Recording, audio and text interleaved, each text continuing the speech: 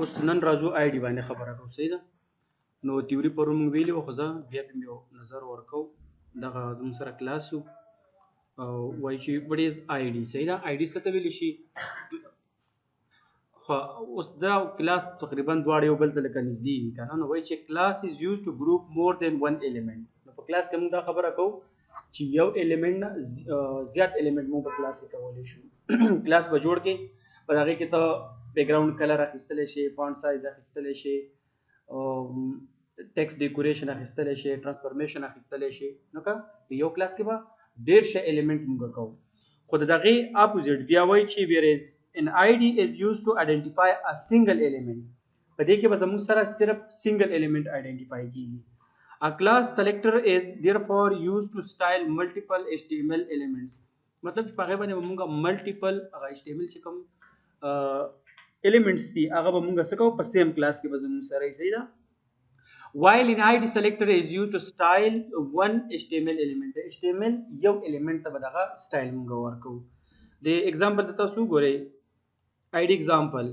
نو هغه په کلاس به مونږه د ډاټ سره جوړو چې تا ته وایي چې کلاس ماله جوړ کړه نو ته به ډاټ د نیم ورکړي. خو په آی ډي کې به بیا څه کې هیش به لګي، هیش اینڈ دین آی ډي نیم او انسایډ د دې بریکټس به مونږه هغه سلیکټر اخلو، یو فارمیټ به جوړو. صحیح ده. د ایگزامپل ته وګورئ، لکه مثال ما واخیستو H1 او په سکرین به ماته دا شو کیږي. نو ما آی ډي کلاس جوړ کړو، نو زه چې دا کوډینګ کوم دا به صرف د H1 دپاره کوم. ټیک شو. لکه سنګل ټیک دپاره به دا مونږ کوو. صرف مطلب سنګل اخیستلی شي چې په دې کې به بیک ګراوند کلر دا راځي. د ایگزامپل ته وګورئ، کلاس جوړي هیش جی جی او انسایډ به د دې به هغه ایلیمنټ ولیکو. راځو پریکټیکل یې کوو چې آی ډي به مونږ څنګه اپلای کوو. دا زموږ سره کلاس و. ګوره په ډاټ سره موږ ریپرزینټ کوو. نو زه هم دغه H1 اخلم. H1 this is heading 1. اول راشي وګورئ چې دغه H1 مونږ ته ښکاري او که نه چېرته CSS 1 کلاس 1 کو صرف 1 1.html دا چېرته سیو دی؟ دا سیو دی سی ډیسکټاپ نیو فولډر 3 کې دی. ها نیو فولډر 3 دی کې دی. 1 کلاو که چې څه اول مونږ ته شو که چې دا وګوره this is heading 1. ټیک شو. اوس په دې باندې دې له زه آی ډي جوړول غواړم. نو آی ډي چې دا په سنګل ایلیمنټ باندې دپاره یې. صحیح ده. نو آی ډي جوړول دپاره به هیش به واخلئ، د کلاس د آی ډي نوم به واخلئ او وبه لیکئ. زه دلته لیکم چې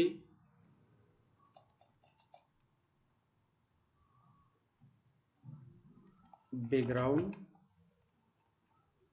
کلر پینک سیمی کولون او بل د دې واخله چې مثال فونټ سایز دې له واخله 20 پکسلز او بل واخله ټیکسټ الاین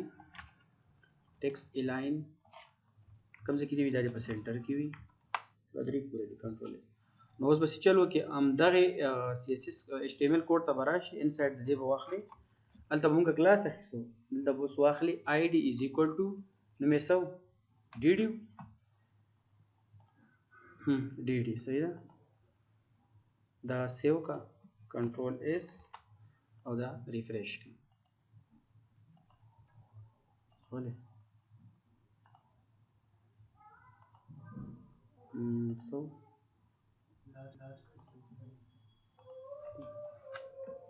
record هم صحیح دی. نه D show id is equal to d. مثلا وخه نو دا نمونه د مطلب سیم نه اخلي. صحیح ده. دلته وګوره صرف د سنګل ټیک دپاره اوس دا په بل کې زه اپلای کوم. صحیح ده. دا H1 وګڼم. راځو په پریګراف کې چې کوو چې پریګراف کې دا کار کوي که نه. زه دلته ولیکم فی this is my text او غواړم چې هغه آی ډي په دې باندې زه اپلای کوم. نو آی ډي از ایکول ټو جی جی کنټرول اس کا ریفریش کا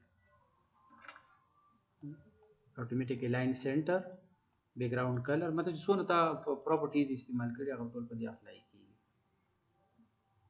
پوه شو ورباندې. نو دواړو کې باید تاسو فرق یاد کړئ. دا د تیوري کې مونږ ووي صحیح ده چې what is HTML what is class and ID and CSS. مونږ وی چې کلاس څنګه جوړیږي، آی ډي به مونږ سم جوړو. کلاس چې کله مونږ جوړو نو نه به ډاټ مخکې کوو او هغه به جوړیږي صحیح ده. او آی ډي چې کوم ده په دې کې به مونږ هیش مخکې کوو، خو دلته به مونږ سنګل ټیک د پاره صحیح ده.